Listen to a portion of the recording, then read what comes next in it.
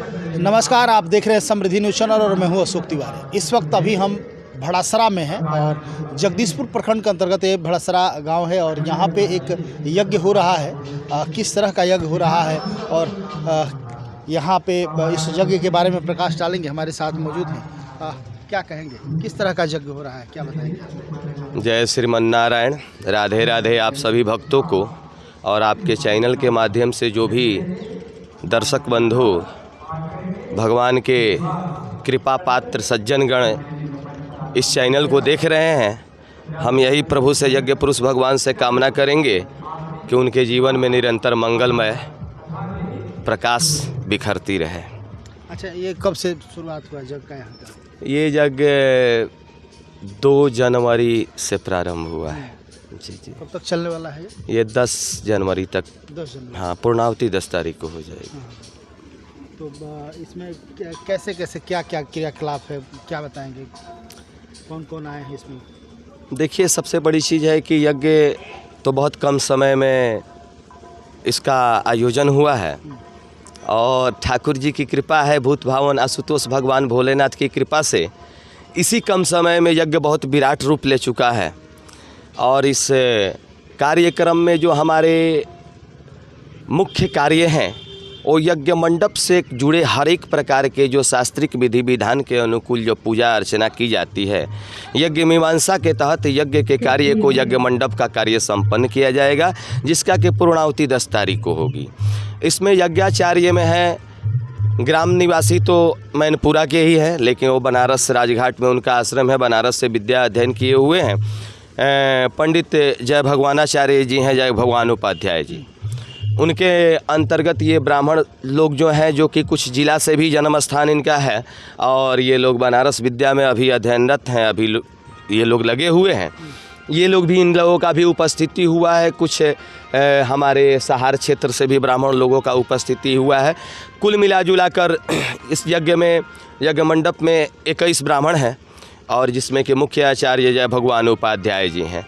रही बात हमारे यज्ञ का में जो कार्यक्रम जिस अंतर्गत विधि विधान को तैयार किया गया है, उसमें राम कथा का कार्यक्रम है, जिसमें कि बरसाने से चल कर के राधा जी के गांव से बरसाने से चल कर के पूज्य साध्वी शिवांजलि किशोरी जी यहाँ पर उपस्थित हैं, जिनका की कथा अभी कुछ ही देर में प्रारंभ होने वाला है।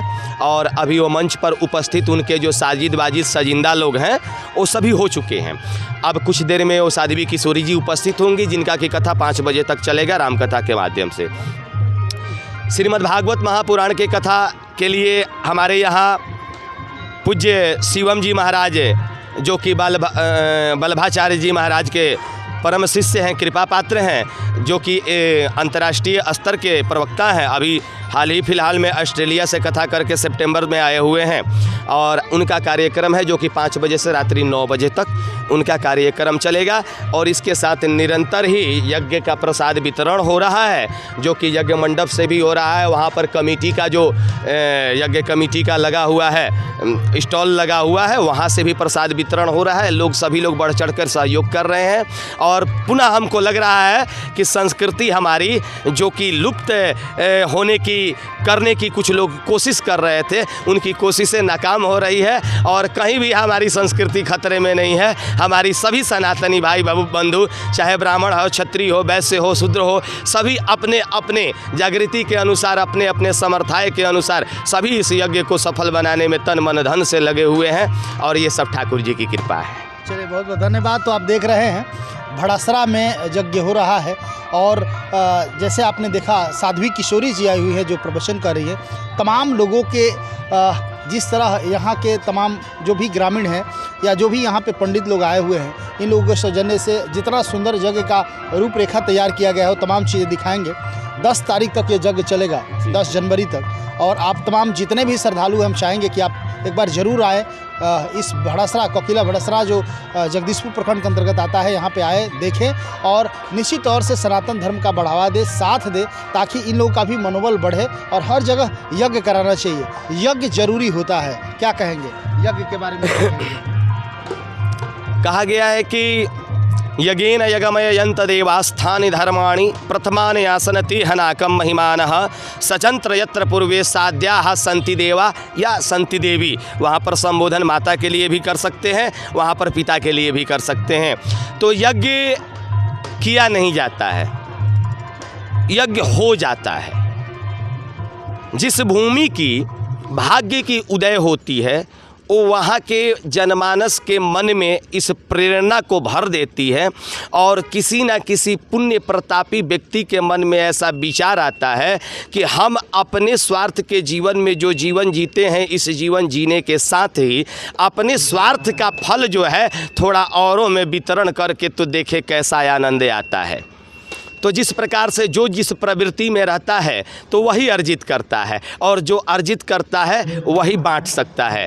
तो इस प्रकार से ठाकुर जी की प्रेरणा हुई और ठाकुर जी की प्रेरणा के बाद, शिव जी की प्रेरणा के बाद हमारे मन में आया कि क्यों ना यज्ञ, हमारा तो कर्म है अपना, हम तो हर जगह यज्ञ करते हैं, तो अपने क्षेत्र में भी, अपने ग्राम में भी, अपने बगीचे को भी थोड़ा सींचा जाए।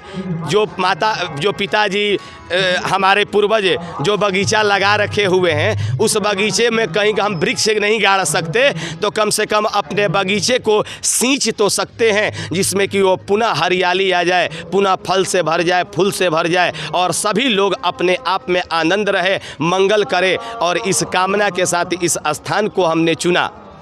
कुछ लोगों से मैंने यहाँ पर चर्चा की जो हमारे पिताजी के भी शिष्य हैं, हमारे तो शिष्य हैं ही। इस प्रकार से ठाकुर जी की कृपा है, वो लोग गार्जियन के रूप में भी हमें बचपन से पाले हैं, पोसे हैं, सब कुछ किए हैं। उन लोगों से मैंने सलाह किया। लोगों ने कहा कि महाराज जी, आप जब कदम को बढ़ाएंगे तो आपके साथ तो कदम हर किसी को मिलाना विवशता होगी। तो धर्म कराने के लिए अगर हमको बागी भी बनना पड़े तो मैं अगर चोर भी रहूँगा तो धर्म कराऊँगा, मैं झूठा भी रहूँगा तो धर्म भी कराऊँगा। तो अगर मुझे कोई क्या कहे क्या नहीं करता है, इसका परवाह छोड़ करके मेरे मन में विचार आया और मैंने इस विचार के साथ इस कार्यक्रम का आरंभ किया और मैं चला। और आज हमारे साथ पूरी कारवां है, पूरे लोग लगे हुए हैं, पूरे सनातन धर्मावलंबी लगे हुए हैं। सभी हमारे ब्राह्मण समाज, वैश्य समाज, शूद्र समाज, क्षत्रिय समाज, यानी हमारे सनातन धर्म के जितने भी लोग हैं, जो भी श्रद्धालु हैं, सभी इस यज्ञ में अपने अपने योगदान को दे करके इस यज्ञ को सफलता की ओर ले जाने में एक भी कसर बाकी नहीं रख रहे हैं। चलिए, बहुत बहुत धन्यवाद। तो लगातार आप देख रहे हैं हर जगह कहीं ना कहीं यज्ञ हो रहा है और किला भड़ासरा में जिस तरह का यज्ञ का स्वरूप है अपने आप में काफ़ी अद्भुत लग रहा है। हम तमाम जितने भी भक्तगण हैं उन लोगों से चाहेंगे कि आप लोग आइए, देखिए और सुने जिस तरह का यहाँ पे प्रवचन हो रहे हैं या यज्ञ हो रहे हैं, काफ़ी ही अद्भुत और अच्छा लग रहा है। इससे कहीं ना कहीं धर्म की स्थापना हो रही है। देखते रहे Samriddhi news channel, camera person Nitish के साथ। Thank you.